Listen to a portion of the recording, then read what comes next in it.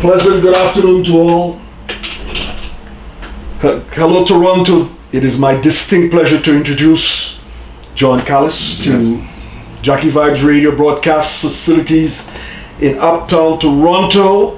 My name is Curtis Anthony, aka Cool Breeze. Thanks for the opportunity to talk to you. We're going to talk about your evolution, your vision, your mission of your craft. Cool Breeze is here to chronicle the vibe and magnify your brilliance. An honor to have you on the show. Thank you very much. That was nice. Thank you. Really cool. Yes, thank you. Before we get into the meat of things, tell the people where you're from. Well, my name is John Calliste. I'm from Grenada. I've been living in Toronto for the last 32 years. Okay. So, in a nutshell, I'm the son of, what do you say, I come from a very humble beginning. Okay. You know, my grandparents had a bakery in Grenada. Nice. My grandparents and my mother own a business in Southern Toronto. So okay. I kind of grew up with what you call a petty bourgeois kind of environment. You know, Right, it doesn't right. look like that, but that's what it is. After studying a lot of classes and class struggles and stuff like Marxist-Leninist theories, you realize that almost everybody in Grenada are petty bourgeoisie. Right. They own lands. Most of them own lands, and they have, you know, they may not have anybody working for them, but they own the means of production of our people. They're not really realizing that, but they own the means of production. So I come from that kind of a so-called petty bourgeois background. Okay. My grandparents had a bakery. They had business, they had lands, you know, on both sides. Right. You know, so you talk about the middle class kind of a family structure. Okay. You know, right. And that's who I am really. I am from a very young age. In primary school, I was also called prefect in school. Yeah. I went to high school and then become the president of the schools at a very young age. Nice. So, and then commander of my school, cadet corps, at very young age too, not even 16, not before that, you know. Right. So I have my journey through life has been an excited one. Okay. You know, I learned from the bigger people. They say sometimes if the people hang out to read, you always have to ask them questions. Right. It's time to move up. Right. So I had to go to the higher level and hang out with the bigger people to get more information. So as you growing up as a young man in Grenada, you finish school and everything. What did you do? Well, in high school, I did architecture, mechanical drawing, more as a joinery in school, woodworking. Nice. And studied in high school accounting and typing. At that time was typing. It wasn't computer, so I did all of that. Yes, you know. Yes. So I'm a kind of a self-educated person because I believe education have never stopped. You have to be educating yourself right through life. Well said. And every day you wake up, you're attending class. The world is a classroom. Right. You know, and so that's why I never stop learning. Always aspiring for greater things and moving to greater things and try to learn from the people who gone before me. You know, so that's who I am. And then you came to Canada? Yeah, I came to Canada. It was an invitation by my late wife. You know. Okay. I went to Antigua to study furniture making and design. Okay. And after that, I went back to Grenada, and she was in Canada in 1989. And she said, you know, you got to come out and see this place is really exciting and stuff like that. So I came here, and she said, you can't go back, you know. I said, why? Because at that time, I was the president of the Grenada Union of Productive Cooperatives. Okay. And the manager of the St. Andrews Woodworking Cooperative. I was the co-founder of one of the biggest festivals in Grenada at the time, Rainbow City. Okay. Festival, I probably heard about Rainbow City. Right. I know it's turned to St. Andrews Development Organization. Okay. I was on the board of directors of the Agency for Rural Transformation. So all of that was in my repertoire thing, kind of doing my stuff, right? Right. So when I come here and tell me, no, I can't afford to do the long distance relationship. Okay. So I had to make a choice. Stay with her, going back to those things. Right.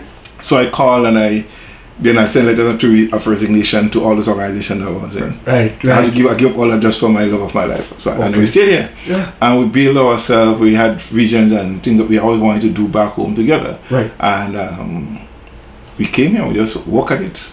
You know. So build foundation. We work hard. All right. Yeah, that's the spirit, man. Listen, I love Grenada, man. I spent 11 summers down there, and the food and the clean air and the people. Nice. The kind of love and vibe, man. Yes. Man. Grenada nice. Yeah. I just Grenada has a cool breeze blowing through. It is. Mountain, man.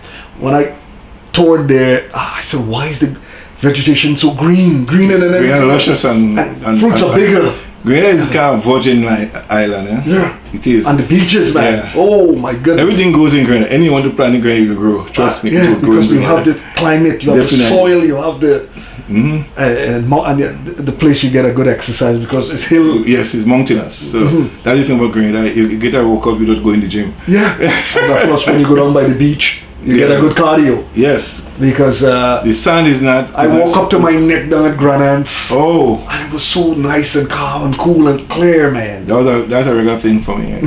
Can't be a regular thing for me in the 80s.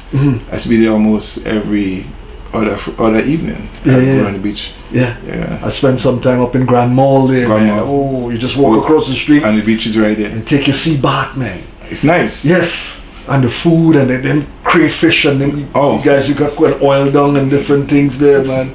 Good food. Real strong man food, man, I call it. Yes. Well, you know, fish broth, water,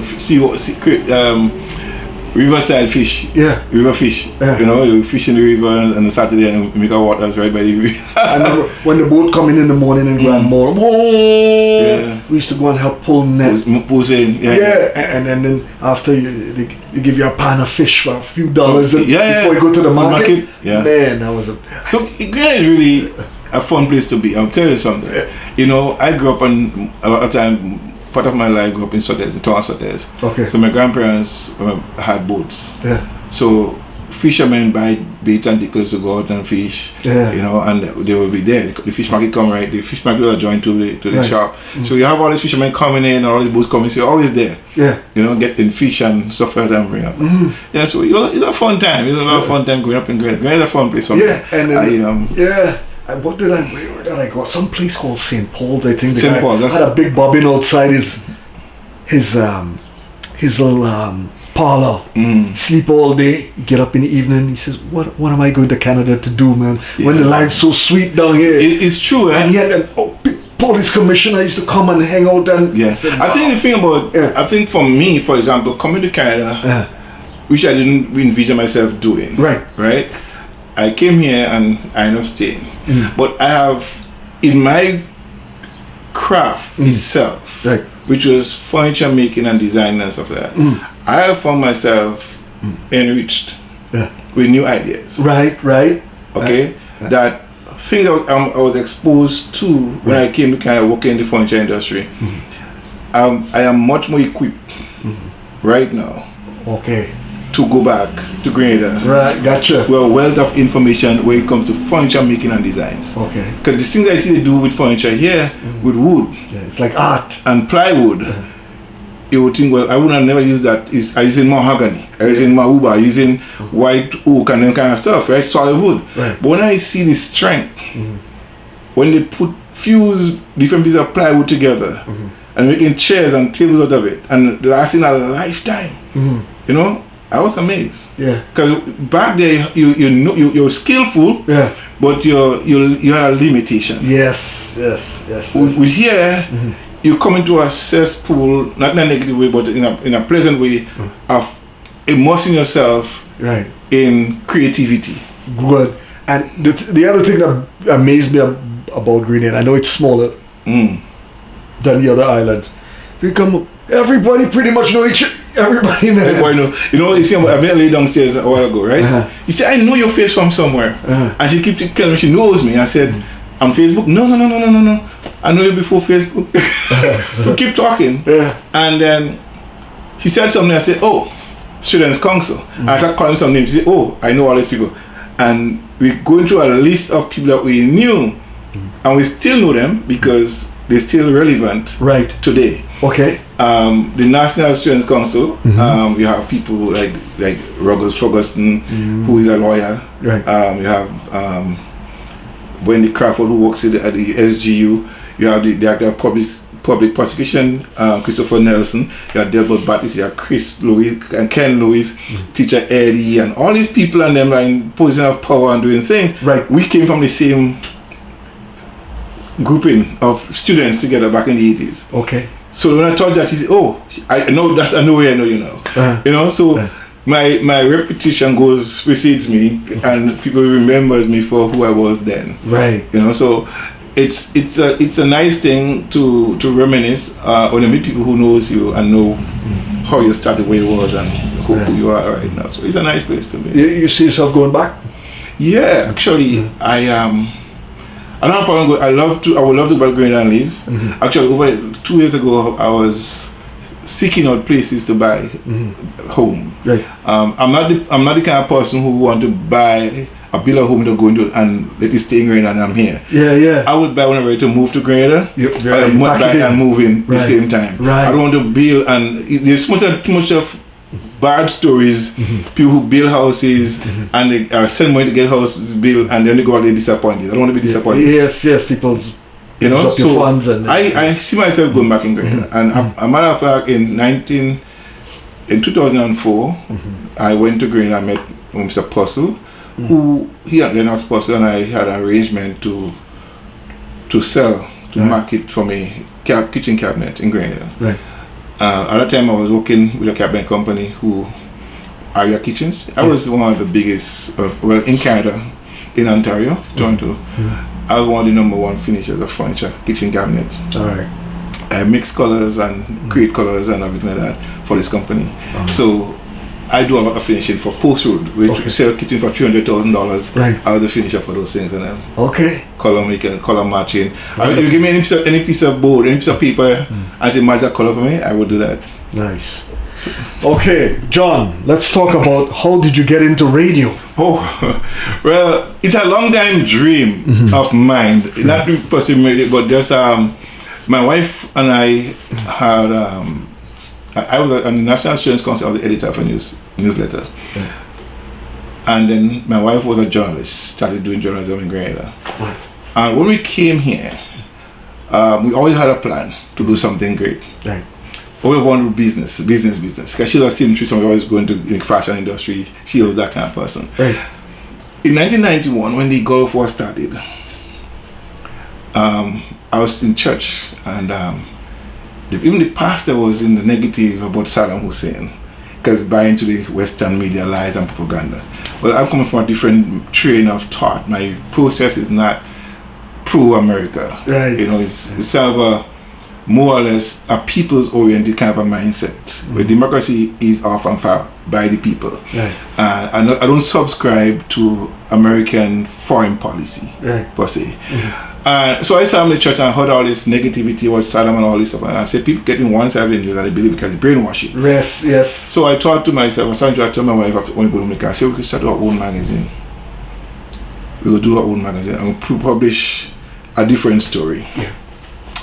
And so we started launched the magazine in May of 2002. And 2000. And she said to me, when we launched the magazine, she said, in 10 years time, we're going to have a radio station. Whether online, she knew she did more research on this thing than me. Right. So she said, talk about online radio station. I had no clue what online radio station was. Right. I'm more going to digital, the regular radio station. Okay. And she said, no, John, in the future, there will be online radios. Everybody will have one. Uncontrolled by government. Right. So we could do that. We already started the business and just run it. So I'm going to do my research too. Right. I recognize that. So we started doing that, and we started doing the magazine, and we said in 10 years' time, we're going to have a radio station. In 10 years' time, it happened in 12, but she had already passed away.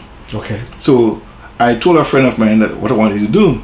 So I keep doing the research, and one morning, I went to church one morning, and he said to me, Brother John, do you still want to do this radio thing? I said, man, every day people ask what I do for a living. Yeah. I said, I have a magazine and soon to start a radio station. Yeah. I never tell what I'm doing for somebody else. I always speak into my life what I want to happen to me. Right. So I always talk about having a radio station, talk about having a media house. Right? So he came to me and he came over to my house and he said, I have everything you need here on this pen drive. Yeah. He plugged it into this one computer I had, and I said, wow. He put it in, and I said, okay, fine. I had my cell phone. I took out my cell phone and plugged it in the auxiliary cord, and he said, send this address I give you now to 3 people at least. So I take it down, and I sent it to my sister. I said, listen to this. And they come and say, yeah, hearing music playing. I don't know mic or nothing. I said, that's my radio station. That's GemFM. How did you come up with the name Gem? Genesis Magazine Radio. Okay. All right. And it's internet based? The internet based radio. So I started broadcasting from my phone, right? And then something happened. I started work. I had a vacation coming up on the same weekend of that same thing, from the night. And I had some money that I got. Spiritually prayed for stuff, something happened to you, and just thank God for the blessings. So I got that blessing of this money. I went and buy all the equipment I needed. I came up putting. I had no skills. I how to set it up. I came up plugging everything. I brought the mic and I just started broadcasting. I said, "Listen, good night, everyone. Listen to GemFm. I'm the host, the sheriff, John Calliste." And I started putting this thing out there. So I just started studying, I started learning and watching and learning from everybody. That's the spirit. And because I pay attention to what the people who doing what I want to do, that's the key. I started watching and monitoring what they do. I watch CNN, I watch this one, I listen to the news, I listen to 680 News. I watch CNN, I watch CABC, I watch everything, the way they dress and everything, and the demeanor. And how they speak. How they speak. Yeah. I just started doing the same, and then friends of mine, I didn't know you could do this. I didn't know you could do that. And people say, I know John as a journalist, I know John as this. So I write a lot. I'm a writer. I'm a reader and a writer. So I read a lot and I write a lot. Right. So I have articles. I have a file with articles that big. Just articles. As I walk the street, I get ideas. Yeah. I have conversation with people and I get ideas. One word you might be saying, one sentence of something, and I pull something out. I mean, I watch a movie sometimes with a notebook by me. So I get an idea, somebody says something, I develop on it. So I'm the person that will take words from you and make a whole story out of it. Yeah. So that's how. One thing that I like in school, dictation. Yes. So I love to write after people's speaking. Right. So I took shorthand for a very short time, in school. I think I got kind of frustrated with the different symbolism in shorthand, so I just dropped it out. But so the radio thing became my mainstay, and I feel it's an effective way of communicating with people. Media is one of the tools that is used to transform the minds of people. Right. Media controls, transform, that's right, educate, or liberate you. It could imprison you, it could free you. Right? So our belief system is by and large tied to what we hear in the media. Okay. How we shop depends on what advertisement we listen to. Where we shop depends on what we hear on the screen. Right? So most of us who think that we control, we thought most of them, or thought are influenced by what we hear through the media. So media is really sort of a drug, right, that influence you to do things that you never thought of you doing for yourself. Yeah. So you create a mindset based on what you're taught. And because the thought process become what you think about. Quite true. And then develop a thought, you work on the thought that you have. So for me, I look and I learn because I want to be that. So I speak that into my life. Yes. See? So Les Brown said, you can't let nobody's opinion of you become your reality. Right. I thought about it for a moment. But I said, no, I will not let nobody's negative opinion of me become my reality. Right. Because you could have a positive affirmation about me and I could embrace it. If you say negative to me too many times, it becomes true to me and I believe I could do it. Right. It's like a parent, a woman have 3 children. And she always says, children, you'll become like your father. Well, who is my father? What my father does, I find my father drunk and he's smoking, he causes symbol all over the place. And you tell me I'll become like my father? I don't want to do that. No. You know what I'm saying? But she put in a curse on the children and I realized she's cursing the children. Because the power of life and death lies in your tongue. True. And if you have it in your mind, you're going to speak it out from your heart. Right. And so we have to be careful what we say and what we think about. What we think about quite true become who we are. Well said, man. Well said. So when we connected at Rilla's Kitchen, man. Oh man, I said we gotta get you. We started talking. I said I gotta get you in the studio. We live in a strategic area in terms of the culture. Jackie Vibes Radio, Channel 3 is on Eglinton Avenue West. You're at Vaughan and Oakwood, 610 Vaughan and Oakwood. We're 7-8 blocks apart. Yes. And we could come together as a media family. Yeah. And help, magnify each other's brilliance. And look where you live, right behind Earlers. Kitchen. A man. Outside the kitchen. Yeah. You know, back in Grenada, right? People have an outside kitchen. Yes. So the kitchen might be probably 12 feet from the house. Right. So all those kitchen about 15 feet from my backyard. Right. So I could just jump the fence and tell the person I have to cut a gate to walk into the backyard of her restaurant. Yeah. So I could go there for breakfast, lunch, and dinner. Get right there. Man, and she had to stop me one day and said, Curtis, slow down and smell the roses, because I always grab my order, go home and relax and eat and things. Yes. But that morning when she had served that breakfast, man, with fried bakes, coconut bake. The bread and the fried fish and all this stuff like that. Man, with the saltfish and the smoked herring. Oh yeah. And the cocotie. And the pig food and the cow food. Oh man. Yes. I sat to sit down and relax and enjoy the atmosphere. That's kitchen at my grandmother's house, I tell you. When you go to your grandmother's house. That reminds me like the Caribbean, man. Yes. That's what all kitchens There's a lot of good restaurants on Eglinton, but they don't have the vibe and no, it's an authentic kind of thing. She's pure Grenada cooking. You get all that. Yeah. Right? And I said, when I advertised for her, I was saying for her, I say, come for the food and stay for the fellowship. Yes. You know, because even when you and I connected, we had a fellowship that morning. That's right. Yes. We had a nice vibes going between us. And, you know, because by and large, we know where you come from. Our spirit man is familiar with one another. The flesh man is different. Yeah. You war against the spirit man. But when two spiritual people, believe it or not, we are spiritual beings. Right. So when we connect, but at any level, we will communicate at a different level. All right. Man, I could just walk up the street right now and go get a meal, and she always have something good on tap there, always have. That's a gem, man. Yes. So tell the fans, they can hear you in Grenada and everything. Yeah. Broadcast. Yeah. And what are some of the things you do to help reach out to the community? Well, one of the things that I do, for me, for example, I don't charge a lot of people for advertisement. Because one of the things I noticed that, and I know that for a fact, businesses don't make money in the first 5 years. Right. Especially restaurant business, food business, don't make much money. They don't. So I see a sister, for example, right? She's doing something, and I think it's worthy of us supporting her. Right. First, by buying from her. Correct. And for me, I have a medium that I could help promote what she has. So I use that medium to help her. The other thing I do, I'm a social activist, social justice activist. Okay. So I help and give people advice, and because I study, I went to the adult education, so I study law.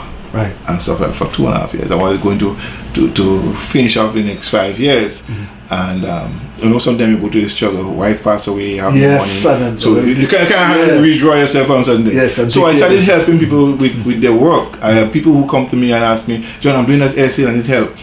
I will help them edit it, go over it and see what needs to be changed. So I do that in the community. I'm in church. Right. So I'm on the board of the church. I was in the board of another preschool over here. So I try to get myself involved in community work. Nice. You know, as much as I can. And people who needed help where they don't have the money, I could advise them and tell them what to do and help them fill in the necessary little forms that they need to get, legal forms, or divorce forms and stuff like that. So I help people that. Very good. I do a marriage show on my radio show to help married people, divorced people who want to get married. You know, nice. I talk to them. I counsel people.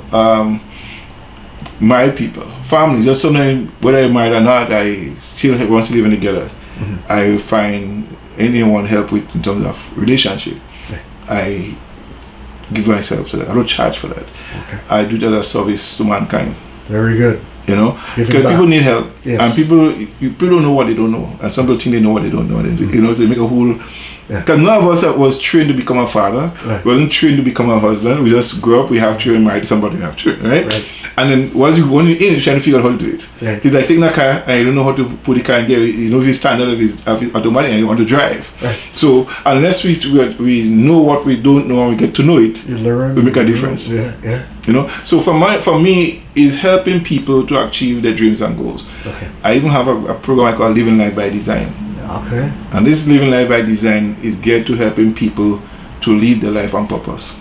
Okay. For the purpose which is okay. Nobody come here without a purpose. Every one of us have a purpose in life. Right. Right? You think about this, not everybody recognizes their purpose. True. This is true. You know? Some people are driven like a car. Right? The purpose in them, somebody see the purpose and they drive them. I see a car, know a car, the car don't know what it could do. Yeah. It's a mechanical operation machine. Right. I am the one know how to drive what is there, but it comes fully loaded. There's power in this car that the car don't know of himself. I have the knowledge how to move that car to use up the 150 kilometers in it. The car doesn't know he could do that. I know how that he could do. And a lot of us are like this car. People see us, they know the power we have, and they use us to become. Right. they use us as a vehicle to get to the next level. Right? And we're not realizing this.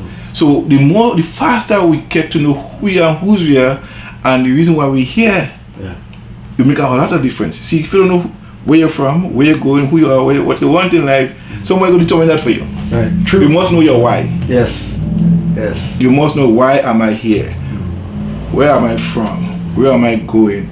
Who am I? My identity, my purpose. Why am I here? What am I here to do in this life? Where am I going? My destiny. Yeah. You know? So all of these things you need to know. When you know those things, you're on your way to success. Yes, that's quite the illuminating explanation, John. If you were to advise the young generation today, you see them with all this big chain on the neck and fancy car and no kind of financial education, what would you say to them? Sell them and invest the money. Okay. I think they're not 100% responsible for it. The system wasn't designed for them to become who they had to be. True. The people who design the system have a reason the way they designed to become consumers. Yes. 5% of the people control the world's wealth. 5%. Okay? So this 5% design the world the way they want it to be. And they say, this is what you need to do. Go to school, get education, and come and work for me. So here I tell you, to become successful, they tell you how you should become successful. Go to school, get a good education, and get a good job. Then you see your parents work for 40 hours for 45 years. Right? When they retire, back in this game of gold watch, or they call it golden years, I call it this teenage years. Your golden years is the first 18 years of your life, or the first 25 years of your life. That's your golden years. Any after that 30 years, that's half your lifetime now already. You start going downhill, not uphill. Right. So that's not your golden years. You only how that going to become your golden years if you work hard now and play later. What's my point? My point is this.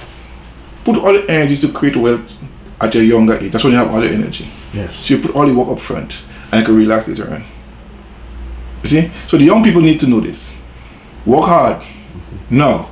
Don't work hard and go to school to get an education. You're going to work for somebody else. You must not work for somebody else. I learned this lately because nobody taught us that in school. Right. Learn all you can to what your purpose is. Your purpose is your work. Your job is what they employ to use your work for. Right. Nobody pays you for time. They pay you for your skills. Right. So why can't I use your skill for you to advance yourself? Right? No, the job pay you what they could afford, what they want to afford you. But you work more than that. They pay you in time for your work. So I'm saying to young people, go to school, get a good education, and go into business for yourself. Spend 5 years with the company that you want to, with the things that you're gifted with to do. Learn everything you can learn from them. The Bible has a theory. He says, in Mark chapter 16, he says, talk about an unrighteous steward, a bad manager. This manager had a business to run. Somebody going to tell the owner, hey, you know what? Bob is not running your business right. So I come up and say, Bob, give me a account for my business. Right? And Bob show up, he comes and Bob say, if you don't get me a good report, I will fire you. Bob start thinking now, I cannot dig. One, Bob has no skill. Right? He's just working. He run the operation. Two, he said, I'm too proud to beg if you lose the job. So if you lose the job, you can't dig. 2, he's too proud to beg. 3, nobody wants him in their house. He tells me that either he living on the plantation, he run the operation from the company owner's property, or he don't have a house of his own. And no, if you don't have a job, nobody want you in the place, right? So he had 3 things working against him. He said to himself, you know what? Let me go and ask everybody who owes the company how much money they owe and start collecting. When he started doing that, the owner says, good. He get back his job. So you're going to say, if you can't manage, right? You're talking children of light, you're talking about the children of God. So if you can't manage other people, the unrighteous mammon monies, who will trust you with true riches? He said also, if you can manage little, I can give you bigger things to manage. But better still, he says, if you don't know how to manage other people's resources, I can give you yours. So it tells me that God has something for all. What you have here, God wants you manage something about it as his own. He said, no, I'll give you yours. That's yours. You know, you have this radio station / TV station. God give it to you. Okay, you see what you have done with somebody's own. You manage somebody's own well. So he give you this. None of us who have gifted this anything, business, right? It's only a reason how we did well with somebody else's own. So you're qualified to get yours because you did well with somebody else's own. Wisdom, that's wisdom, man. That's wisdom, man. So when you go to work, to young people, always when you go to work, be diligent when you go to work. Be purposeful when you go to work. Run it as if it's yours. Take responsibility for every area of work. Get to sweep the floor. Make sure you sweep it properly. Manage that area. Perhaps your gift is over in a cleaning company. But you never get, if you go into work and you don't manage in that little area, if you get to manage, you won't get a bigger one to manage. People come there, I've been here 30 years, how come I don't get promotion? Are you managing your area effectively? That's a factor. Exactly. So to young people I say, don't buy big house and cars. Don't try to do that now. Work towards that. Should be what of your goal. Because success, Dexter Yeager said that success is the progressive realization of a worthwhile dream. What does that mean? There is no top of the mountain to climb, to finish off. It's a progressive thing. You keep going. It's like numbers. There's no end. So success is never an end game. What is your definition of success? Success? For me? Yes. Success is the achievement of every goal set to achieve. So tomorrow, my goal tomorrow is to make 12 phone calls. If I make 12 phone calls tomorrow, I get one answer, I'm successful. Once I make those calls, it's my success. Once you set something up to do and you get it done, it's a success. And so celebrate yourself, okay, you make the effort to get it done. So success is not because I have a big house. No. Success is achieving everything progressively, getting. That is success. So progressively gain something out of life. So you need to set a goal to get it, and you get it, it's success. So my goal next week, in the next 5 years, is to have 10 or 20 people working for me. And so now I have to work towards it. And I say that, and I say this to people all the time. We have 8 hours in which we work. 8 hours and sleep. We spend 2 hours on the road, 4 hours on the road, right? So your 24 hours is like your time factor which you operate within. So if you have, I want to become a tailor, every 24 hours, at least 8 hours of that, or 5 hours of that must be given to that attention to become that. Right? Absolutely. So what I do with people all the time, when they tell me what they want to be, do and have and stuff like that, I say, okay, write down what you want to be, do and have for me. And then I say to them, that's what you want? He say, yeah. I say, how are you planning to get it? How are you planning to get this? Right? They give a whole reason, ideas how they're going to get it done. So I ask them the last question, what in the last 24 hours, what did you do to get this thing in the next 5 years? And they write it down for me. And not what they did in the last 24 hours was attributed to what they want to be, do and have. So if you do that again for the next 24 hours, you're still far away from what you really want. So you have to start thinking now, I want to have this, so I must do that to get this. You can't be doing back pedals to go forward. Delightful. And I think financial literacy should have been taught in school. Oh, talk about that. We would have been so far ahead. It's mind-blowing. Now, what is your take in terms of how COVID had thrown the dynamics into the orbit? Because all of a sudden the rent is expensive, the food, everything is expensive. sometimes you're lucky if you get a place for 2,500 and you gotta pay their utilities. How in God's world a young person gonna get ahead? I say great. Every crisis presents opportunity. Every crisis presents opportunity. Why is that people who own the business make more money in COVID? It's opportunity to make more money. Right. So how do you fit into making more money? Now, you buy properties now. The interest rate is high. You still buy now. Yeah? There is system in place for people to buy properties, you know. But nobody never taught how to do that. You could buy a house in 200 without money. You could. Wow. You could buy a building without money. There's a certain system that all they set up, but nobody teaching that. The people who know it keep it to themselves. Right. You understand? But you see, what you know is about who you live with, who you spend time with, or let's say who you invest your time with. See, will teach you the things that you need to know to grow. So if you want to know how to play basketball, Vivian Richards is the wrong person to hang out with. That's right. Okay? So if you want to know real estate, you hang out with real estate people. So they will talk to you about real estate. Right. You understand? So you don't have to go to school together, but you hang out with people who know what they're doing and doing it well. Right. And that's how you get it. So COVID was an opportunity to make plenty money for our people. Right.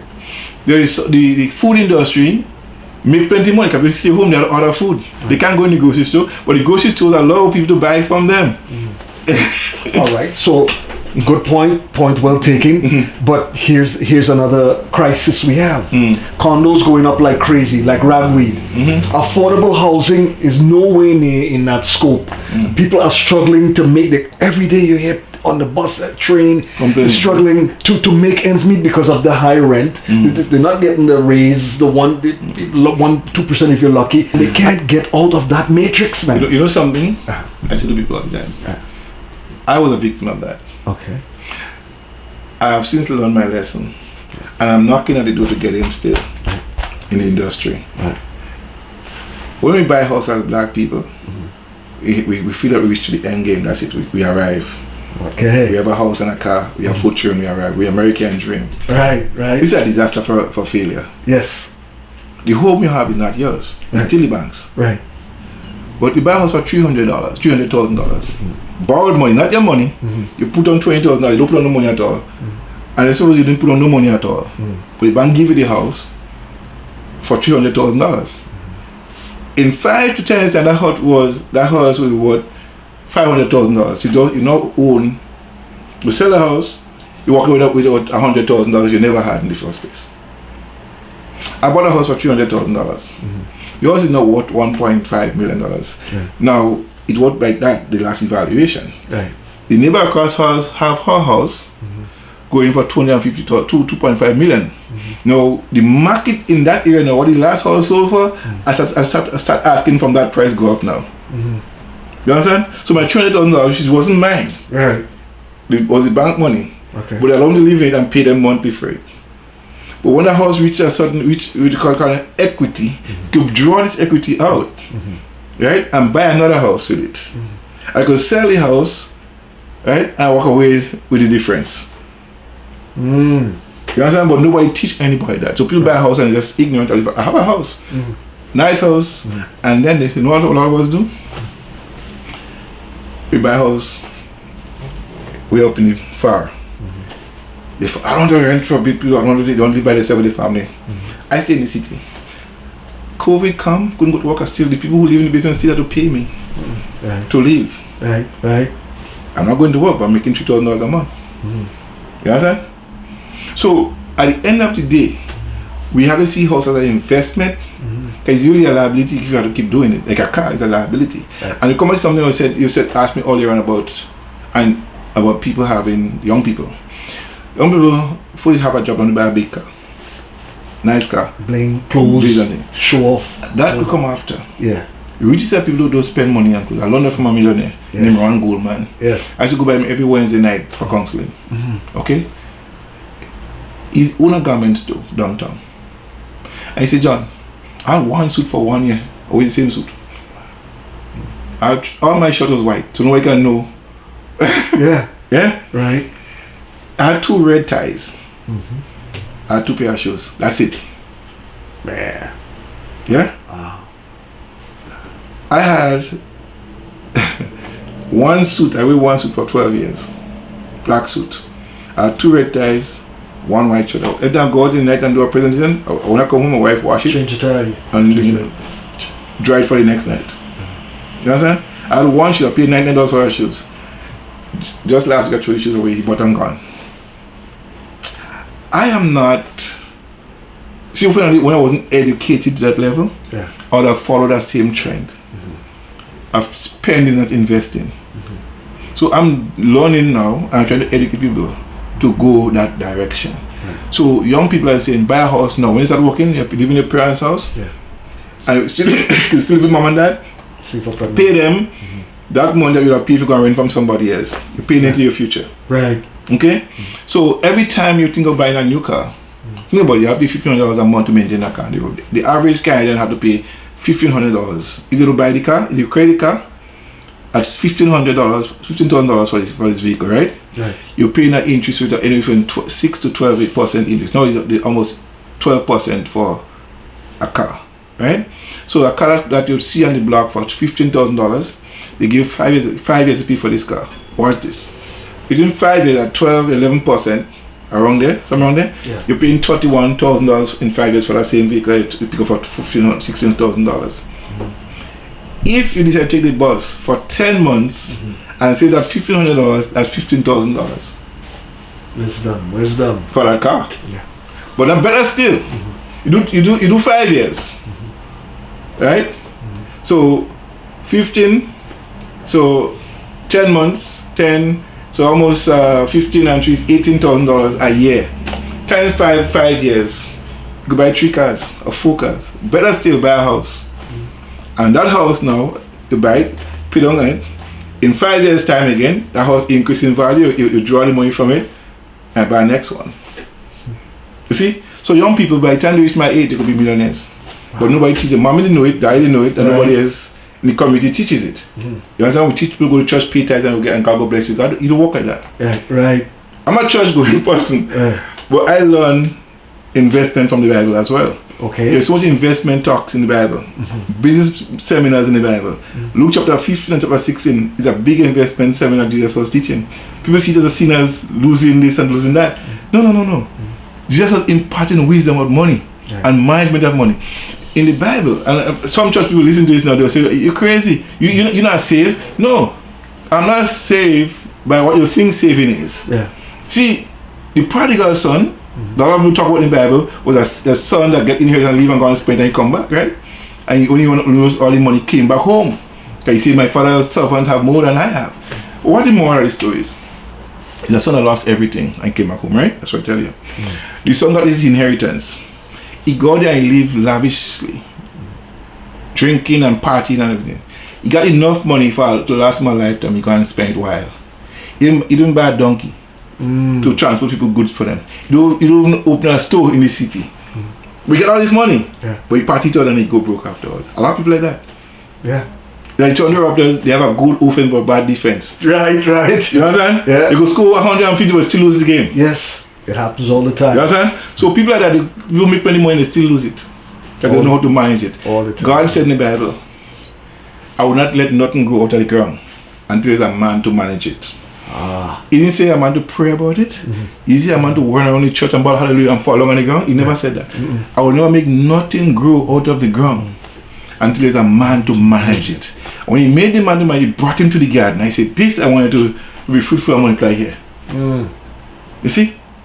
So we have to learn. Jesus talk about investing. You give one man one get 5, one get 10.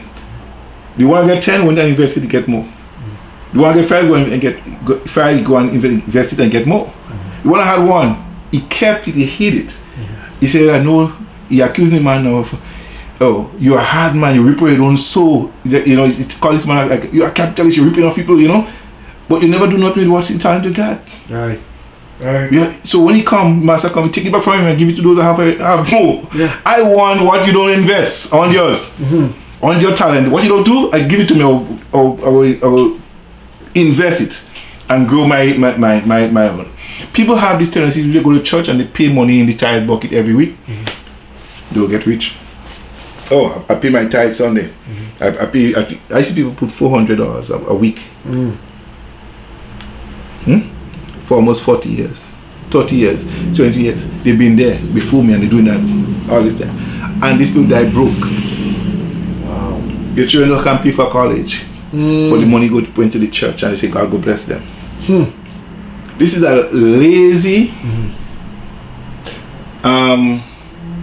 irresponsible, and non-productive. What about the parents who squandered their children's baby bonuses? Let me talk to that. Yeah, touch that subject. Parents, the children money they get from the government is not your money. It costs about 1998, 97. I did a survey, and it costs $500,000, $500,000 to raise a child from 0 to 18. That's you running that child, paying, maintain that child up until 18. The government gives in most cases, a lot of people get in between $300 to $600 per child, even today. And some of these parents, most of the women, they buy hair weave, they do nails and everything. That's children money. Take that money and put it in an account for your child, in a trust account for your child, or insurance, a whole life cash value insurance for your child. So it's compound interest over time. Tell my child reach 18 years old, that child is a millionaire.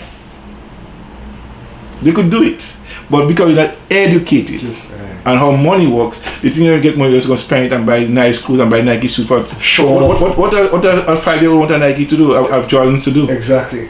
$250 for a Jordan. I never worn any, and I have no intention of wearing one. Exactly. So I think what we tell parents today, that money you're getting for your child, do not, if you're taking $100 from it, make sure you go towards the child, not towards you. It's not your money. Right. It's your child's money. And think about it, if you're receiving $350 a month, right? That's $3,600 a year for that child. 12, 3, 36, right? Yeah. So you put away that money for your child. Okay. Compound interest over a 5-year period, right? Your child don't have to beg you, I'm going to borrow money to go to college. True that. Amen to that. You don't go and borrow money from, again, you go to student loan and get money that they can't afford to pay back over the working years. Because I say this to say this, 95% of us live in what I call economic and occupational slavery. Yes. Our working hours, our holiday, our time we go to sleep, time we wake up is controlled by somebody else. Somebody brought to my attention many years ago. He said from Marley to Scarlet Road, black people, Caribbean people should have owned this strip here like the Danforth, the Greeks. Instead of renting it, they could have buy these buildings and lock this thing down as our own zone like any other ethnic group. Yes. What's your take on that? I'll share a story with you. We're living there.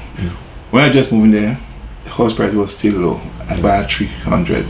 The house across the street was $195 and $200,000. I involved my friend and said, look, buy the house now, it'll go up. The next 10 years it'll go up, right? They said, no, it's too expensive, right? They didn't invest in it. Now they can't afford to buy one right now in the city of Toronto. It becomes too expensive for them to buy, right? Because they refuse to invest early, right? Now the same house that was $150,000 or $195,000 is now $900,000, even $1 million for the house across the street from me now. Okay, so never shortchange yourself for your future in the present. Yes, and the Caribbean, I'm not saying a lot of them don't do it, but we should be building more generational wealth. Exactly. But what we need though, all of us who have, you know, I asked a question one time. If 10 people have a house, paid off for, or not even paid off for, but have equity in their homes, and we look at other people and we say, hey, let us buy 5-6 billion rented to our people, and they pay to own, rent to own it, and then when they own it now, the equity they use again and buy and do the same thing. Continue doing the same thing. We could own more than we have other people. Right? We have this selfish economic development for self. Right. Individual. Yes. When I bought my house, Fragmented community. I asked some people to come in and rent from me. Friends of mine. So one said, "Oh, you want to help John get rich by us?" So I'm thinking, okay, fine, that's okay. Yeah. Fine. Well, I ask, come. So if you pay rent, when you're ready to go, it's right after I finish paying for the house, I'm going to go take out of that money and say, hey, you pay that rent amount for the month, I'll give you $20,000 to get a house of your own. And then the same amount of money you paid for rent, you could pay towards your mortgage. You refuse. So what I do, I say, okay, fine, they don't want to do it. I still open to doing this with people. I rented it for a lady. She came and she never take care of the place. She running down badly. So when I got married and stuff like that, I said, my wife said, no, we can't do that.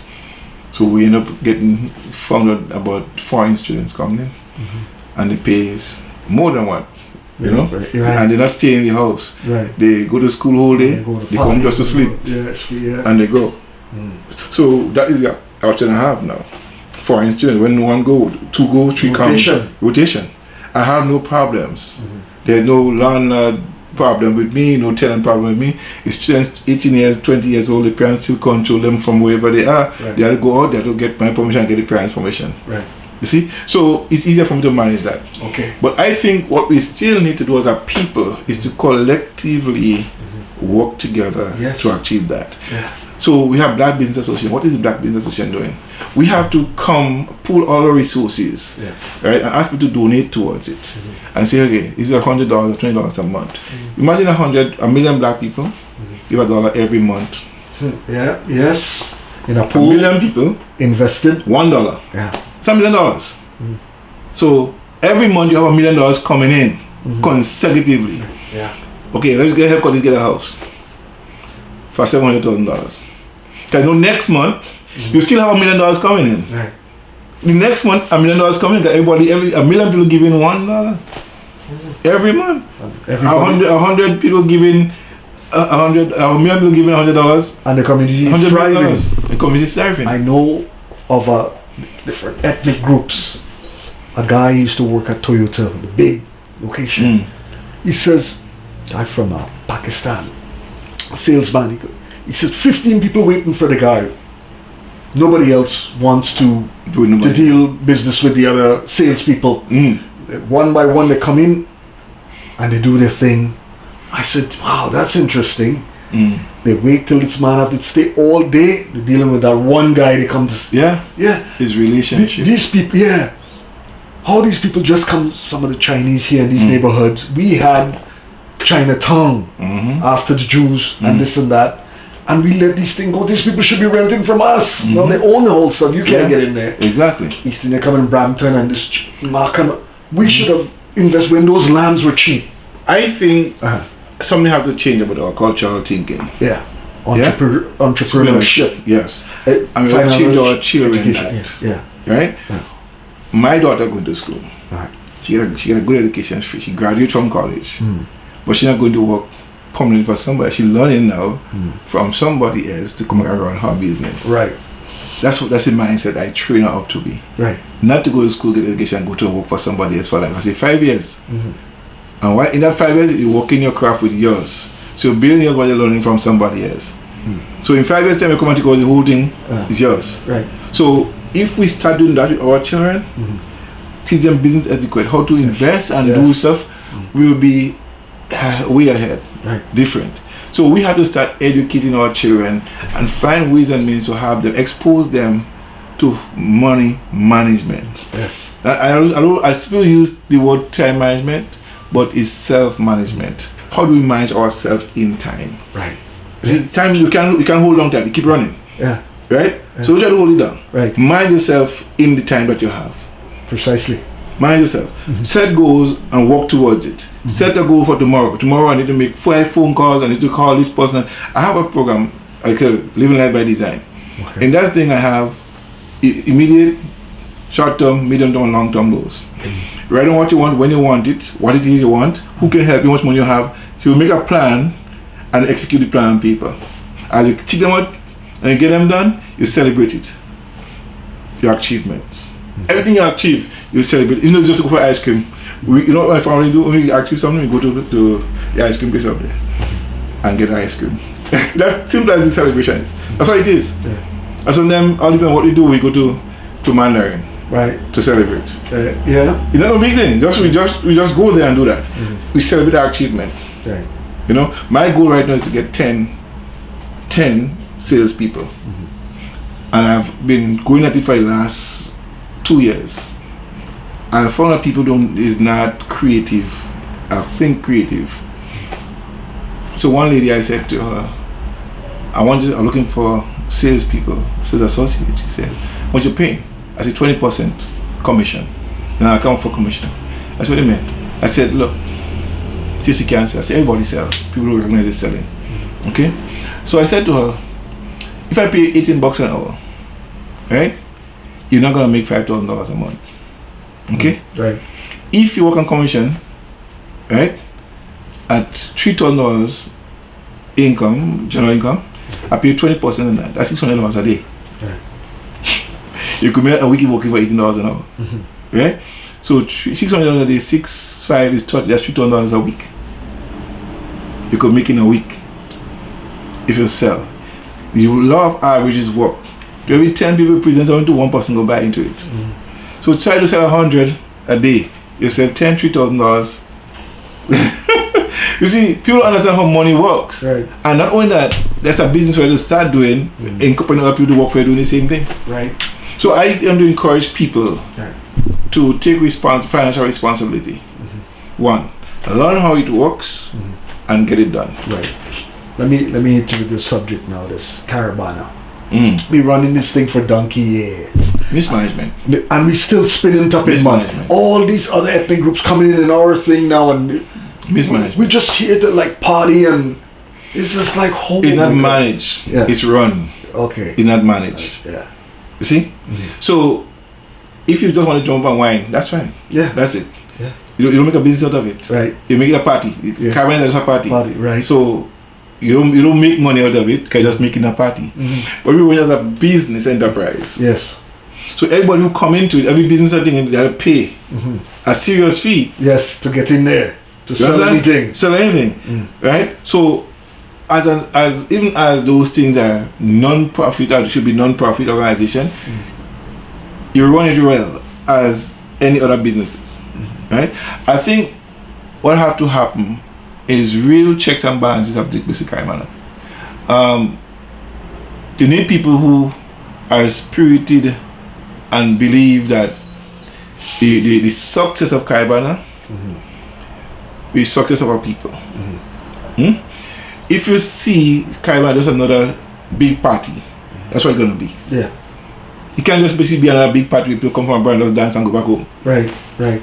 You know what I mean? Years ago, I interviewed a big carnival developer guy, and he says to me, we can't talk that kind of talk. It's we thing because we Brady here and evolution and all that. He says, you can't even talk that kind of talk because you haven't put a wing in a hospital. You don't have a place to house Caravana somewhere in Markham when it was all bush in those days and you gotta get the land cheap. You don't have a community center. You don't have one? You're renting from all these other people, but you're more than we think. Exactly. That's what I'm saying. If you just want to jump and wine, it's fine. That's what it is. Yeah. But if you have a business head to it, and you say, hey, we make $100 million, right?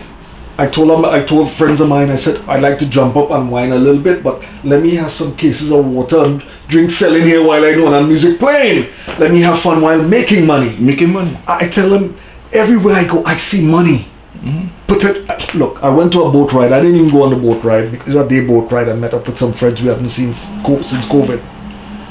And I just sat down in the park till they got off, and I see dollar signs throwing at me. Why is there somebody in here didn't come with a truck with some water and some drinks and not even selling a donut? Boat after boat in Cherry. I said, no, there's money here to be made. Cook some food, go down with a van and yeah. You see, I think, like I said to somebody today, God created a world with unlimited resources. Right. What is lacking is human ingenuity, human creativity, right? Every tree you see, that tree has the potential to build a boat, Right. to build a house, to build a chair. Yeah. That one tree Right. have all this potential in it, but you have to extract it. Right. Right.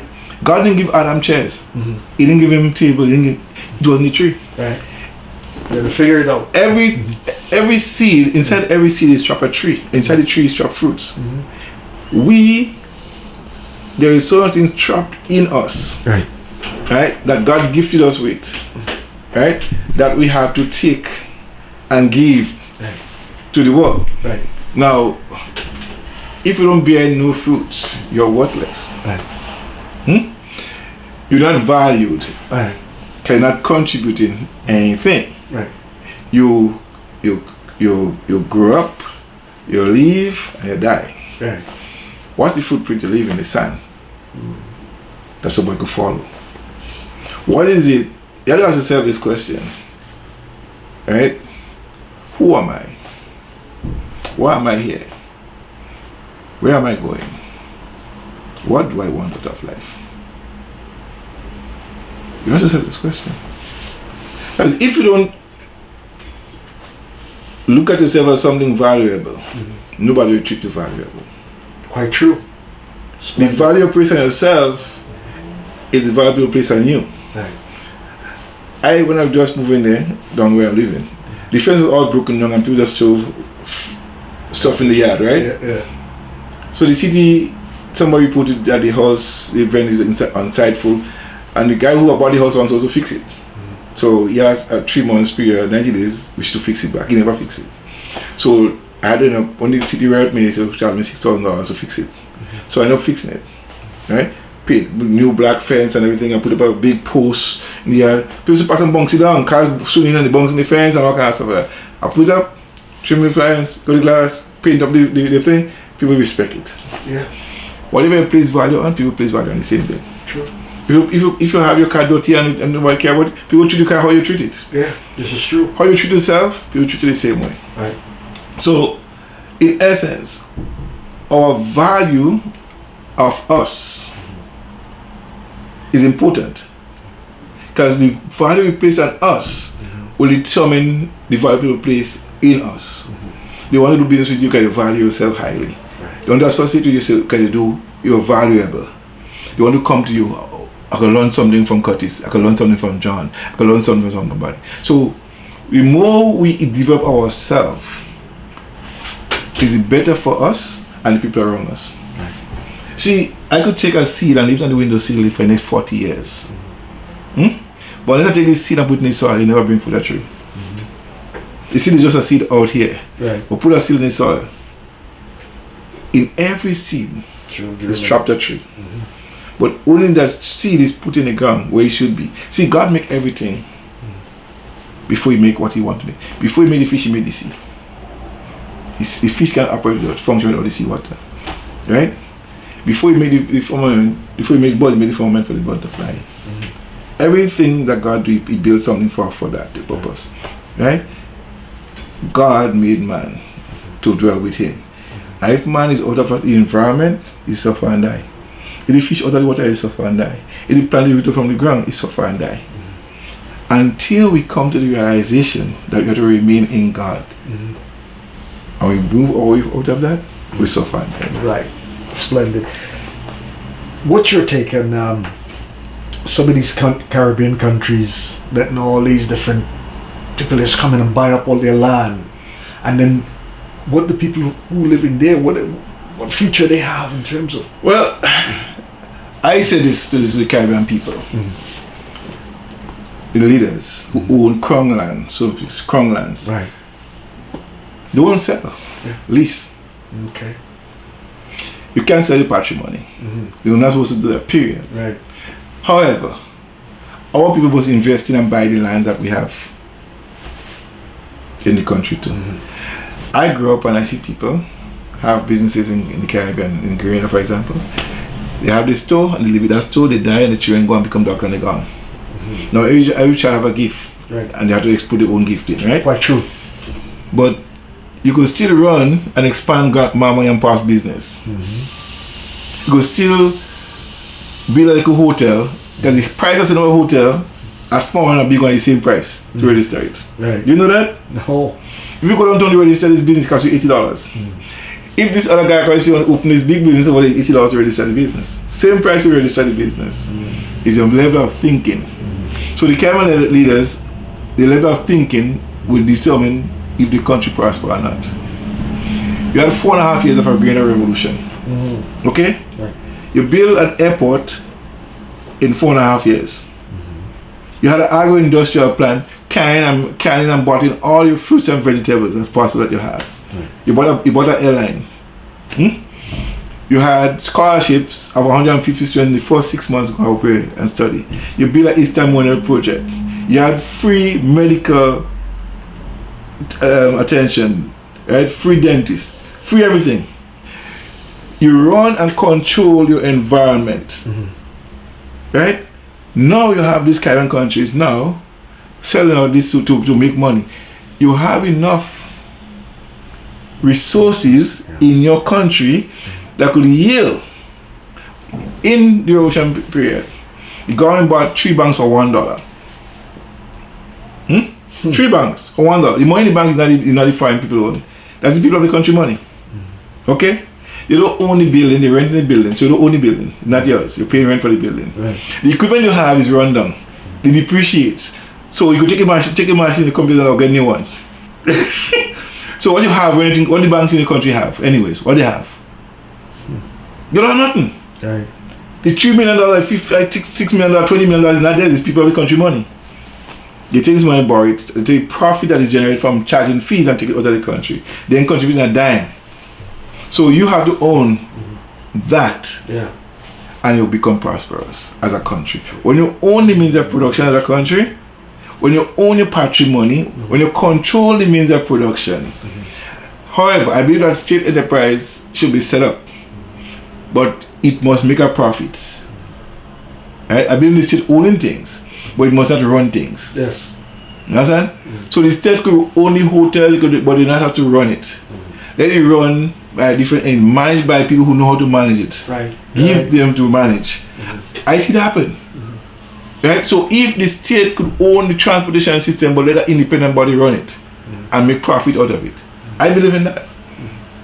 I believe in state enterprises running things, but they're not owning it but not running it. Get managers that could manage the affairs and let it make a profit. Let people who know how to run business run it. Set up for them, say, hey, I run that. I have a bus system coming. I want to change that bus system and make it profitable. Right. Get the people who need it, mechanics, everybody who need to run it, set up system and run it for me. And the profit is returned to the people through services. John, I was watching some stuff on YouTube. I binge watch some stuff going on in America, and I just find this stuff disturbing. It started with the poor state, Mississippi. All these towns the guy drove through and he said the medium income, blah, blah, blah. Arkansas, this one, Detroit, and some of these people don't even make $25,000 a year with 2 income coming in. People leaving the house, abandoning with fertile land. The ghetto is just like total chaos, man. The system. Yeah. See, and mostly black people are suffering from these things. It is what it is. The system wasn't designed to make you rich. So from day one, you have to understand how the money works, how the system works, and work with the system. So 2008 come, the major people lose the house are black people. Okay, the banks are interested in the house. They want to sell us the money they want. So okay, you buy it at the lowest price and fix it up. What we need to do is to rethink our process of how we do things. There's a lot of, like you said, Detroit about the waste houses. Do you know there's a black guy in the United States? The house that went into foreclosure. The person couldn't pay the taxes. Alright? So the guy happened to learn this thing. So he go looking at the foreclosure house. One guy owed $10, he paid $10. The house worth $150,000. Right? He paid $10 that the guy owe. Not only owe, he owe taxes, but the system of the system is $10 for the transfer tax to take over the property. It's yours. Right. You don't pay no mortgage, it's yours now. Can you pay? I think I want the house now, you pay the taxes that he owe. Not the $10 taxes that he owe. You have to pay to you to get back the house. People are upset with the black guy. But they oh, you don't want for the house, they tell you a squat and they call the police. Man, say, look, that's my receipt, that's my pay for the house, everything. The state giving the thing. Right? So all the houses you see going on there, if you go if you go to the registry, you'll see the house and them they going for no money at all. They collect no money at all. People abandon their house and going up north for better life and this and that. The bank don't want the house, they want the money. Yeah. So you see, there's something, yeah? So you have a house, right? And if you don't pay it in true, mystery payments, bank take it back. Right. And sell it. Even if you pay off for the house, you still own the state owe you pay property tax. And if you don't pay property tax, the government taking the house from you. So what do you own really? So it is wise to invest the money and create income, constant flow of income. There is 4 ways of making money. Self-employed. You'll be an employee, could be self-employed, could be a business owner, be an investor. Right? Self-employed or employee, they have the same problem. They work for themselves. Right. Okay? So you're an employee, you go to work and somebody pays you to work. When you're self-employed, you work for yourself, you take a day off, you lose money. The same as the employee, you lose money. The business owner owns the business and the system. Yeah? So McDonald's, somebody buys, let's say you buy this place, right? You own the enterprise, right? The system. I'm an investor, I'm investing in your business. I'll do nothing, but I just get any profit from my investment. See? So, employee, self-employed, business owner, investor. So the investor is the one who really do nothing, but invest in the system. And the system yields profit. So I say to people, stop complaining. Learn to invest in stocks. You know, Procter & Gamble. I encourage people every day to invest in Procter & Gamble. Everybody buys soap powder. Everybody buys toothpaste. Toilet paper. All this stuff, essential stuff we buy Procter & Gamble. Right. So I have 50,000 in the bank. I mean, we never buy $1,000 shares from the same bank that we have money in. We have $100,000 in the bank, $60,000 in the bank. The share in one bank will be $25. Take $1,000 and buy shares in the same bank. Every quarter when they pay in dividends, guess what? You get the money too. You understand? But we have $50,000 in the bank and sitting down there. Money that sits in the bank is used by somebody, it's not by you. Right. You don't get no money on your interest. Really, you what interest you get? You take the same money, invest it, and in the bank that makes $6 billion a quarter. Okay? Imagine you getting 0.1% of $1 billion every quarter. Think about that for a moment. Instead of the young people buying Nike shoes for $250, Jordan for $300 and $700, take that $700 invest in Nike. You're getting free shoes. I see a young man, he's only 14 years old with his mother, invest in Nike. He bring full of shoes. And then your shoes come Nike sell one. You don't buy shoes. You could sell those shoes now for the same market price. Or even less, because you know what I mean? So we have to learn how to invest our money. Right. And I say the safest money savings is to put investing money in your bank that you're banking the money in. You get back money. And if you're younger right now, if you're 20, if you're listening, those are listening right now, you're 12 years, 20 years old, 18 years old, buy a whole life cash value insurance. So you put your money in that instead of that in the bank. I learned that lately. Okay. You buy a whole life insurance and you borrow from the cash value. You draw money from that, but you're paying back yourself the interest instead of paying the bank the interest. You're paying yourself, so your money keep growing on you. You understand? So find out a financial advisor, find out the insurance person that know how this thing works. I encourage young people, buy life insurance early. Don't let them get old and grey. You know? The lesson learned late is better than now. Yes. You know what he says? Yeah. He never reject knowledge. True. Don't reject knowledge. It don't affect you only. But if you reject knowledge, it will affect you, your children, and your children's children. 3 generations deep. It will affect. So when you think you reject knowledge now for yourself, no, you're affecting the generation of yours to come.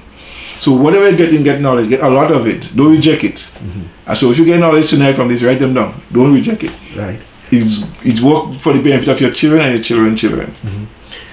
with your media and radio station, how would you reach out to the Caribbean and Black community for us coming together and investing in things like that? One of the things I'm partnering with a pastor friend of mine, Michelle, Pastor Michelle. We're doing a financial seminar workshop coming up next month, September. Yeah, August. So I can't remember the exact date right now. We're doing a financial seminar. What we do, I did one before.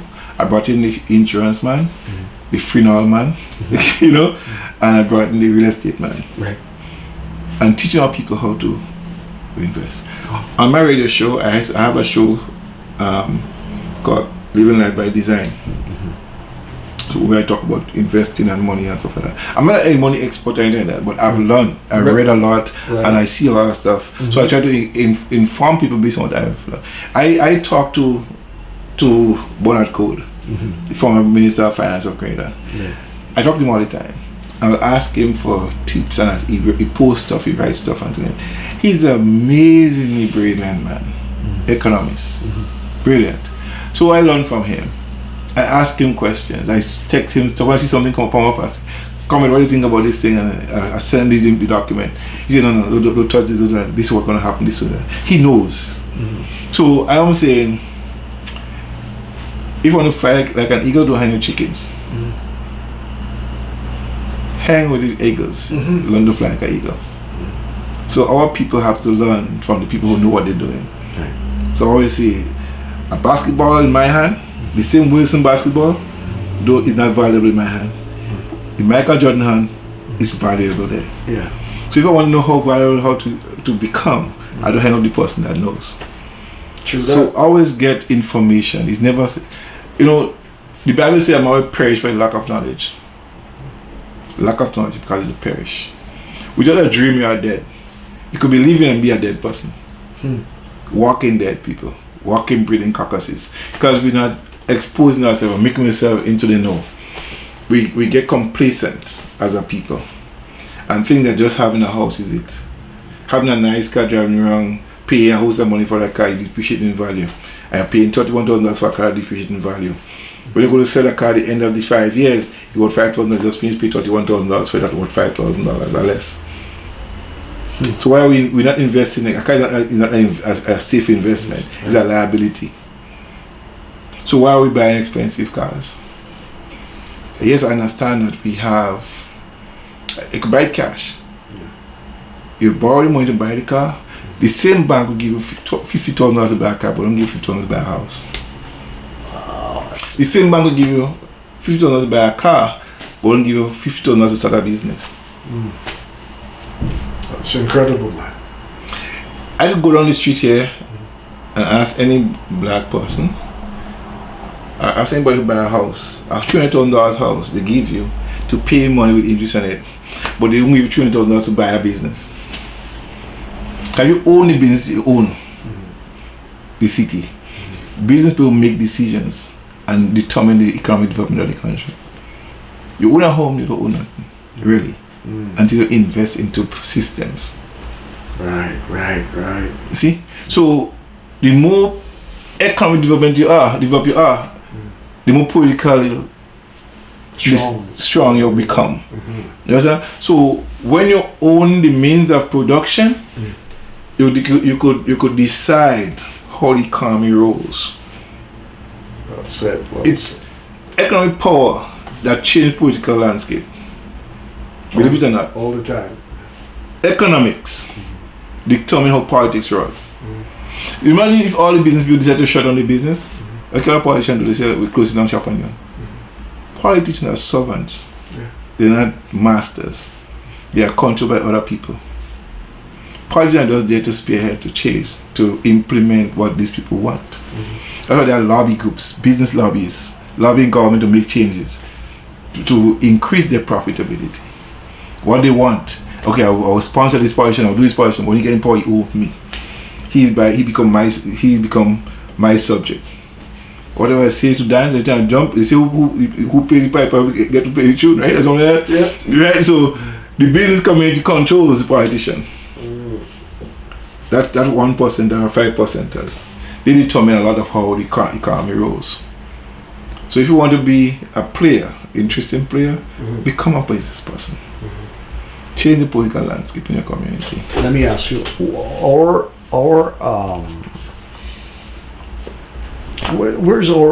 do we stand politically in supporting these? Should black folks get into more politics? We should be in business and politics. Yeah. You see, there's a certain mindset that if you are going to church, you can get involved in politics. That's nonsense. Okay. David was a politician, a man of God. Right. Solomon was a big man of God. You know what I'm saying? He controls. Men of God was in charge of the power of the day. The judges, the kings, it was all God men. They control the means of production. They had lands, they had property, and they run the city, they run the state. Now we turn it around and give people who have no clue. They're not spiritually guided, they're socially guided, they're not developed spiritually and mature spiritually, and they call themselves politicians. Do not hold the nonsense. Right? So when we become subject and say, oh, separate church and state, no. Why you want to separate church and state for? This is a devilish idea. Right? You can't have this state without the spiritual guidance. It was the same people tell you to do it, but the one who never activity as in church to come and pray for you. Why? They understand the power of prayer, but they want to control it because you have the power from on top. You just come down and pray for them, and they're going to do what they want later on. Right. So we have to balance that whole thing. So for me, we have to get involved in politics, encourage our children to become politicians, but yet be business people. We have to have a Tulsa, Oklahoma situation again, a Black Wall Street. We need to do that. Black excellence. We need to control the means of production. Yes. Unless we come to that knowledge, and people say, well, you're talking to us and black people don't know how to pull together. We know how to put together. Of course, we know how to, but here what happens? If there's no enemy within, the enemy outside can't do nothing. We have no enemy inside, the enemy outside can't do no harm. We have infiltrators coming in to the community and deceiving us and making us believe that we can work together. We could work together. Yeah. We had the first university, the first college, the first medical college, everything we had it. Yeah. Everything we had it. Yeah. Right? There's a phrase in the Bible that goes like that. I'll go in the enemy camp and take back what he has stolen from us. None of us really doing that. Mansa Kankan Musa was the richest man in the world ever from Mali. Africa is the maker of wealth. Yes. You know what I heard? I don't know if you ever watch the Economic Hitman. If you get a chance, go look at the videos. Economic Hitman. Think about it. They said that they scout out countries that have natural resources and they set them up to fail to get their resources. Yeah. If the leaders don't work with them, they kill their leader. In Africa, Central America, they kill them. And look what the IMF bank is doing. That's what they're doing. So what the guys say, the first step they come to your country to see how natural resources. They say, hey, we'll get you a loan to do this and that. They get you a debt trap. So you pay high interest. They say, well, if you can't pay us back, you have to give us this for free, this for this reduced price. Okay? So they put you in a debt trap and you can't pay back. If you decide to not toe the line, they try to assassinate you. Yes. First of all, they send what they call the jackals. Jackals coming to kill you. Then they send people to destabilize the country. And the final thing they do, they call in the military to overthrow you. They can't kill you. You understand me? So the economic hitman is set up to engage and to employ the US military, all the military around the world, to go to Afghanistan, to go to Kuwait, to go to Iran, that's what they try to do to get your natural resources. If they can't kill you, they will invade you and destroy you. They say themselves. One of the guys says to make people economically impoverished, punish the leaders in Africa, kill them. They say it on TV. That's what they do. They're talking to the people. Value the currency. Yeah. Nigeria has one of the highest GDP at one point. Yeah. They devalue the dollar so badly they can't even afford their own money. You know, you see, so the system that's out there, the power of they tarnishes the leaders of our African continent. Yeah. And if you don't toe the line, Guess what they do? They take you to the World Court for crimes against humanity. They can't get you. Yeah. So they put you in the World Court and you stay there for a lot of years and die there. You can't come back to your country inside there. Imagine Haiti, for example. One of the richest countries in the world. Right? One of the richest countries in the world. The treaties. Right? They were extracting all the world, only place in the world that have what Haiti has. The heat resistance material they used to build structure is only in Haiti. They're extracting from Haiti every day. Right? And because of that, the French government and among other peoples ripping off the wealth of Haiti. You understand? Hispaniola they divide in two. Right. Okay. So if you don't know our history and what's going on in Haiti, we always hate Haiti and the Haitian police and that, they voodoo. That's what they tell us. Yeah. 1942, the United States create a playbook to destabilize leaders that don't work with them. Right. Call them crazy, call them maniac, call them this and all, accuse them of all kinds of crimes against humanity, just to destabilize them. So the people hate them, all kinds of stuff like that. They do it to Mugabe, they do it to Gaddafi, they do it to all Patrick Lumumba, all those leaders of them. They kill them because they want to make a difference for the people. African people could do it, but what they do, they kill their leaders. Yeah. They kill their leaders. So any leader comes up and do good for the people, they kill them. And they're bold. They go and do it without impunity. With impunity. Yeah. You understand? Yeah. So when you have a black leader in Africa try to rise up and do things for his people, they say, no, you can't do that. Can't afford Africa to become a powerhouse. Because we go suffer. Everything they want in the world is in Africa. That's right. African leaders say, why am I taking your paper for my goal? I don't get I can burn the paper and he lost. But you have my goal. You have my diamond. I get paper for it. It's not a fair trade. Yeah. If the place burn up, if the place burn up, money is done. If the place burn, the gold's still there. Yeah. The diamond's still there. Right. I have nothing to show if the place burn down. So let's trade gold for gold. Yes. Or they want to give the country drugs like they China opium for yes, China has been at the mercies of England as other African was. Right. China has decided we're gonna move beyond that. Mm-hmm. We become a nation. Okay. They have a 40-year plan and they achieved it in 40 years. Now they are a nation to contend with. And the West don't like it. Because now here's a country we can't control. The companies, they build their own aircraft, they build their own bomber, they have their own military, they have their own weapon factory. Mm-hmm. They have a nuclear power. If you have nuclear power, nobody come to invade you. Right. You know? So that's the level of understanding one needs to have when it comes to economic development. Mm-hmm. See? So if your home is the first institution of everything. Right. So as parents, I say to children, learn much as you can, get as much knowledge as you can to share with your children. Pass it on to them. True. Mm-hmm. Your children are your greatest assets. Teach them while they're young.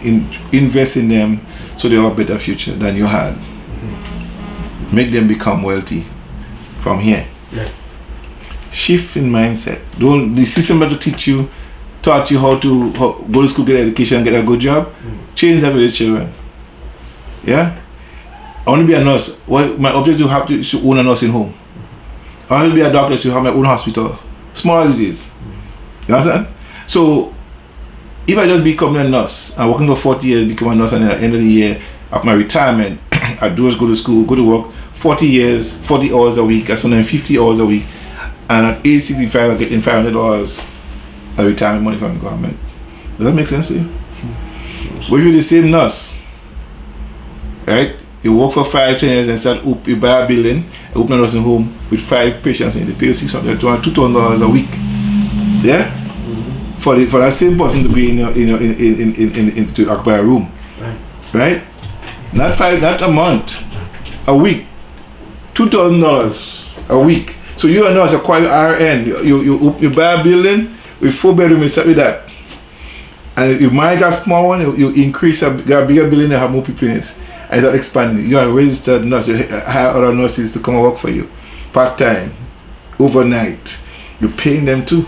Because the money you're making, you're paying them $25 an hour to spend 3 hours tonight and next hour. You know what I mean? So when you look beyond just going and work for people, right, your dynamics going to change. You become a doctor, okay, I have a small hospital. I have an eye clinic, I have an X-ray unit, private doctor, private hospital. So your object is not just to work with the government, the state, and then retire. That's done. You open a hospital for yourself. When I go I see Dr. Friday, can I open a hospital, and this one can open a hospital for yourself? I say great. Because you're not controlled by other people. You go to school, you get education, and go into business for yourself. You understand? So you're a musician, you have a band. Right. You own the band, you make music, you produce music. That's what you learn to do. Not to go hope for somebody else, limiting your potential. So when we go to school, we get this education, whatever we want to do, you're a writer, you start writing books. You learn to write, you write books. You know, you're a content, you start doing people books for them. So we own a content firm, we're coming for 10 years, time to go on your own. Don't be afraid. This fear is the most destructive thing. True that. We have that works against us. Now, how can people find you on social media platforms? Wow, I'm on everything. Well, you give a John Calliste on Facebook, GemFm.ca on Facebook, The Sheriff Calliste on Facebook, Victor Richardson on Facebook. That's all my stuff. On YouTube is John Calliste, GemFM.ca or Genesis Magazine. And I have a website at www.gemfm.ca. 24 hours of radio programming. What kind of music do you play there? Everything. Jazz, gospel, soca, calypso, R&B, Parkin Douglas, storytelling, spoken word poetry, preaching, seminars, motivational speeches, everything on the radio. 24 hours. And then you have tonight, we have a marriage show that we do from 8 to 8:30 until 10 o'clock. Okay. Wednesday night we have Heart to Heart, men hurt twice more than women in relationships. Saturday morning I have Caribbean Connections where I interview people, and this Saturday I have Miss Tricia Grant Lewis from Grenada, Miss Grenada. I'll be having she and her husband and other persons. For the next 3 weeks I'll be having it every Saturday morning. I do interviews on Saturday morning. Storytellers, book writers, anybody who have anything, businesses, just start a business, I give them the opportunity to come and talk to people. Beautiful. Right? So Saturday night I have a political discussion. Okay. Where, like for example, last week Saturday we talk about the Grenada government, the 1 year in office, and the achievements, and what could you do, what could you do going forward to become better. So that's what we do. Monday nights is gospel. 8 o'clock on Monday night, 8 to 10 from Trinidad. We have a church from Trinidad. Oh, nice. Men from Trinidad, called it Men of Vision Evangelize every Monday night. Second to fourth Sunday, Monday night, and then we have one pastor, Liam Bogo Cornwall, every first Monday. So basically that's what we do. Nice. So parting words. What would you? Any message you have to the Caribbean community in Canada? Yes. Well, I say to my people, change your thought process, change your life. What do I mean? Don't just become an employee. Become a business owner. Learn to work together. Inspire and learn to be inspired. Become a student of life. Learn from everybody. Read a book a month to start with. Read. Listen positive stuff. Listen to Vibes Radio, right? Yeah, right. Vibes Radio. Right. Listen to Vibes Radio. Listen to GemFM Radio. Yeah. That's where we educate and communicate people. Very uplifting stuff. So you're here in this community. Come together and you're a parent. Don't forget to attend your children's school board meetings. Fathers, show up. Mothers, show up. You know what happens? When you show up, the teacher see you so interested in your child for yourself. Show up to your children's parent-teachers meeting. Don't say I can't go, I'm too busy. Never too busy to attend your children's basketball game, your children's soccer game. Be there. You're the biggest fan when you show up. Okay? Be that to them. Learn from others' prosperity, not from their mistakes. Avoid their mistakes. Don't think about the mistakes, think about the prosperity. A lot of times people think, this person failed, this person. But what? If you know how much mistake Edison make before you get a light bulb, right? You don't never want to go and do it. True that. You know something? God never show you the struggles between your destiny. Always begin with the end in mind. See the future before you get there. Start with the end in mind. Don't start with what you see with your physical eyes right now. Don't speak negative about what you don't have. Think about what you want to have happen to you. Speak in the affirmative and the positive. Always speak life into yourself. If you want to become, speak that which you want to become. Speak to yourself. Sing to yourself. Exalt. Say, I am this. I am positive. I'm going to have money. I am rich. I am this. Start doing the I am thing. Because once you start putting negative on yourself, you're cursing yourself. Speak truth to life and truth to power to yourself. Be true to yourself. One thing for sure, believe in yourself. Anything you're doing, do it 100%. Don't waver, don't procrastinate. Believe what you're going to do and do it right. Find people who did what you want to do and do it. Seek knowledge. Ask questions, lots of questions. Read positive books, good positive books. The newspaper is one thing, but if there's not positive stuff, don't get engaged in it. Watch your association. Know who you're associating yourself with. Because you hang on 10 broke people, you become number 10, number 11. If you hang on 10 skinny people, you want to be like them. Doing drugs. Doing drugs, you do drugs. You know what I mean? So always hang around the people you want to become like and better. Never associate yourself with people your level and under. Always associate yourself with people your level and above. Higher ground. Higher ground. Always aspire to be bigger and better than you are right now. You must not leave the world the way you came into it. Right. We are deliverers. We are creators. We are starters. So, one person asked a question one time, and I say this in closing. The richest place on the planet is in the cemetery. How come? There you will find dreams that was never acted upon, stories that was never told, invention was never invented because somebody didn't believe in them. They didn't believe in themselves and they die. You say, imagine for a moment lying on your deathbed with all your gifts and your family watching you on the bed, you're transitioning over. And then came your gifts and time with your large angry eyes. Say, look at you, Curtis. We came with you. Only you could have given us life. Now we're dying, we have to die with you. How sad is this? Question is, if you watch me right now, what gift, what talent you have wrapped up inside of you that you're not letting the world have? Don't die with it. You are a deliverer. Deliver it to the world. Do and employ your gift, your work to the world. Do not sit back in a hammock of life and let it breeze pass you and just employ yourself. You come to work, do your work, leave your work. Die, come here full and leave empty. Come full, leave empty. Deliver what you come to do. You know, an aircraft, and I say this to all of you listening, every aircraft has a flight plan. He knows passengers, he can take the Grenada, the amount of fuel he has to get the Grenada or to Trinidad, he's full up on all this stuff. You full up on everything that you need to get off where you are. Have a flight plan. Have a destination. But what happens between the start point and the end point will make a difference in the center. How you function in the between the storms of life will make all the difference. Learn to be a good navigator to get to your destination. Well said, well said. John, thanks for taking the time to join us at Jackie Vibes radio broadcast facilities in Mississauga and Glenholm in Toronto. I appreciate your time. I appreciate your perspective. Thank you very much. See us again on Gem Radio, GemFM. GemFM Radio, man. Yes. Beautiful, man. Continue the good work, and man. Looking for our magazine, Genesis magazine coming up. We also have a magazine, so that magazine coming in on July 1st. So every month, looking forward for GemFM magazine, Genesis magazine radio, and Genesis magazine. Yes, sir. God bless. Godspeed. Yes.